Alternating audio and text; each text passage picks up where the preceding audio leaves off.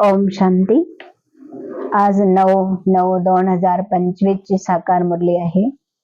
बाबा सांगतात, माझ्या गोड मुलांनो, तुम्हीच तुमच्यावरती कृपा आणि आशीर्वाद करा.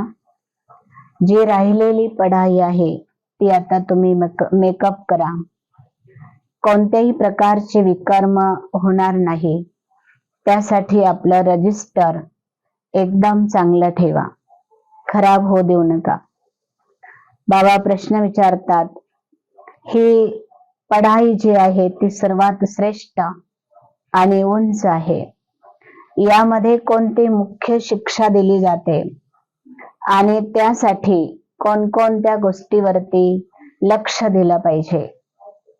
बाबा सांगतात, मुलांनो, ह्या पढाईमध्ये तुम्हाला जर पास व्हायचं असेल तर आपल्या दृष्टीवरती खूप खूप लक्ष ठेवा.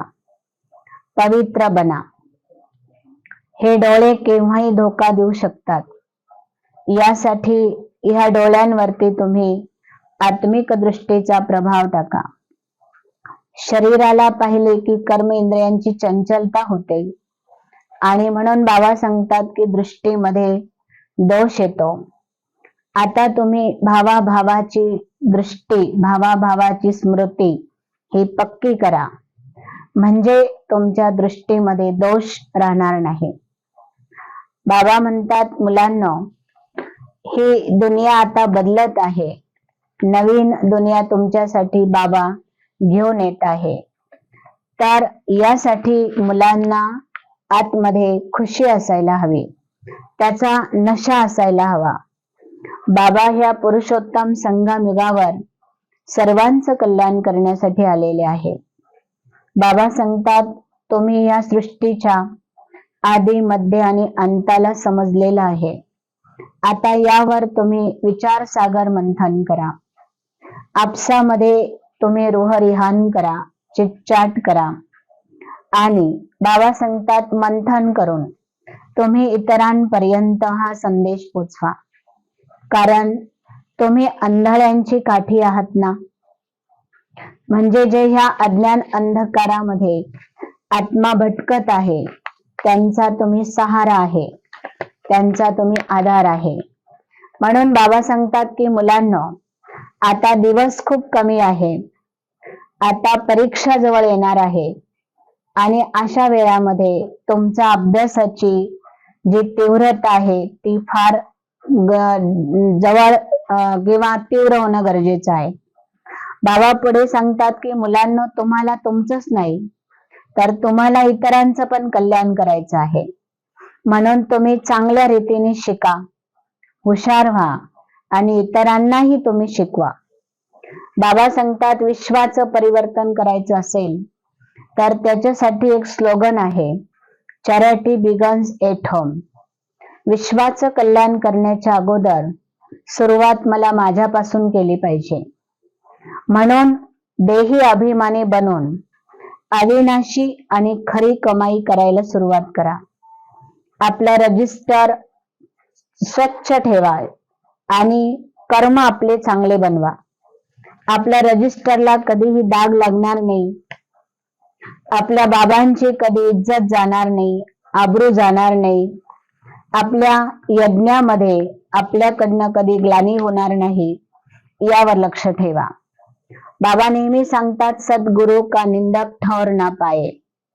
ह्या जगामध्ये जर एखादा व्यक्ती घोड्यावरनं पडला तर तो सावरू शकतो, उठू शकतो, परंतु कदापि ह्या जगामध्ये जर भगवंताच्या दिलामधून एखादा उतरला तर तो परत कधीच त्याच्या दिलावर बसत नाही. म्हणजे याचा अर्थ आहे, आपल्या आत्म्याची गती आणि सद्गती करायची असेल तर भगवंताचं मन जिंकणं खूप खूप गरजेचं आहे. आणि हे साधारण बुद्धीचं काम तर नाहीये. बाबांनी कोणताही दोष आपल्यामध्ये न बघता आपल्यामध्ये एक विशेषता पाहिली, एक गुण पाहिला आणि ह्या संपूर्ण विश्वारूपी संसारामधून बाबांनी आपल्या ह्या गरीब मुलांना निवडलेला आहे. ह्या गोष्टीचा आपल्याला नशा पण हवा आणि या गोष्टीची आपल्याला खुशी पण हवी की भगवंताने मला निवडलेलं आहे, तर मला भगवंताने सांगितल्याप्रमाणे वागलं पाहिजे आणि चाललं पाहिजे. बाबा सांगतात की सर्वांना उमंग आणि उत्साह, सर्वांना सहयोग देणारे तुम्ही शक्तिशाली खरे खरे सेवाधारी आहात. सेवाधारी म्हणजेच काय? जो नेहमी स्वतःही उमंगामध्ये राहतो, उत्साहामध्ये राहतो, तो इतरांनाही उमंग उत्साह नेहमी देतो. जसं दुसऱ्यांना पुढे करा, आपण आपोआप पुढे होत असतो. दुसऱ्यांच्या खुशीसाठी मला काही गोष्टींचा त्याग जरी करावा लागला तरी चालेल, परंतु त्याची खुशी नेहमी टिकून राहील असा तो सेवाधारी विचार करत असतो.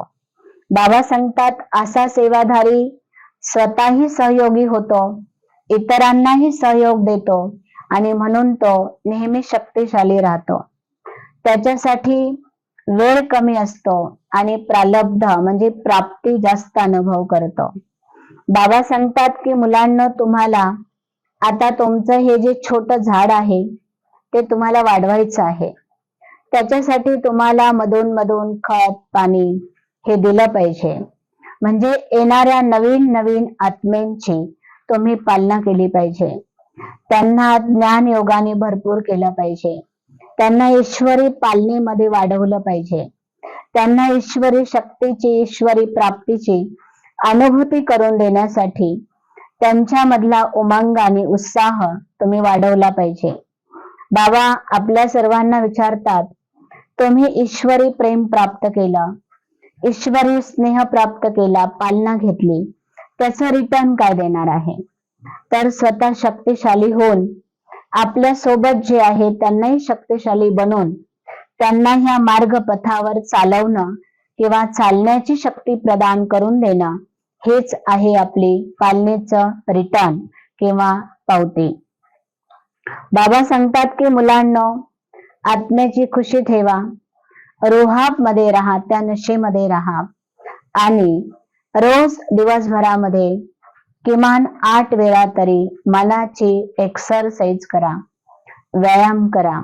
अर्थात जसं शरीराचा व्यायाम केल्यानंतर आपलं शरीर हलकं राहतं, तसं मनाचा व्यायाम केल्यानंतर व्यायाम कोणता? तर मी आत्मा, मी परमधामची निवासी आहे, मी या ठिकाणी निमित्त आहे. बार बार बाबा सांगतात तुम्ही देहापासून वेगळे, जेव्हा गरज पडेल तेव्हा देहामध्ये येणं, म्हणजे ही आहे आपल्या मनाची एक्सरसाइज.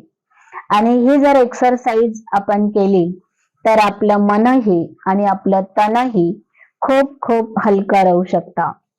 बाबा सांगतात आता तुमची लगन इतकी पॉवरफुल करा, इतकी पॉवरफुल करा की त्या लगन मध्येच योगाची अग्नी तयार होईल आणि तुम्ही त्या योगाच्या लगनने तुम्ही कोणत्याही स्थानावर कोणत्याही क्षणी तुम्ही पोहोचू शकता. खराब वातावरण असेल तिथं चांगलं वातावरण करू शकता. बाबा सांगतात प्रकृतीला, वायुमंडलला, प्रभावाला तुम्ही कोणत्याही क्षणी परिवर्तन करू शकता. एवढी तुमच्यामध्ये ताकद आहे. ओम शांती.